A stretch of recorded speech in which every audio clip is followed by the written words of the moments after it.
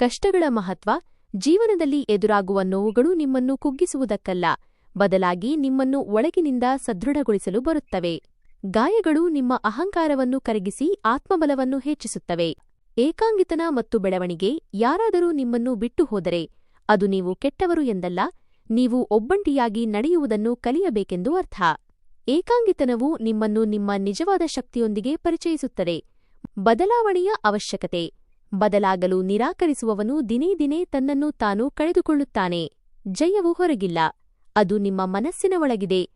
ಪರಿಶ್ರಮ ಮತ್ತು ತಾಳ್ಮೆ ಯಶಸ್ಸು ತಡವಾಗಿ ಸಿಕ್ಕರೆ ಬೇಸರಪಡಬೇಡಿ.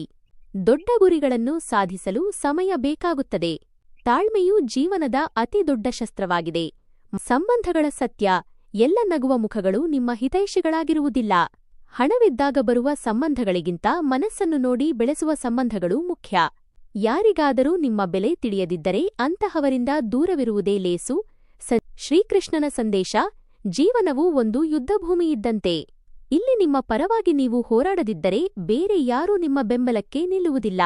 ನಿಮ್ಮ ಧರ್ಮ ಮತ್ತು ಕರ್ತವ್ಯವನ್ನು ಗುರುತಿಸಿ ಮುನ್ನಡೆಯಿರಿ. ಒಟ್ಟಾರೆಯಾಗಿ ಈ ವಿಡಿಯೋವು ಸೋಲನ್ನು ಕಂಡು ಎದೆಗುಂದದೆ, ಕರ್ಮ ಮತ್ತು ನಂಬಿಕೆಯೊಂದಿಗೆ ಜೀವನವನ್ನು ಹೇಗೆ ಎದುರಿಸಬೇಕೆಂದು ಕಲಿಸುತ್ತದೆ.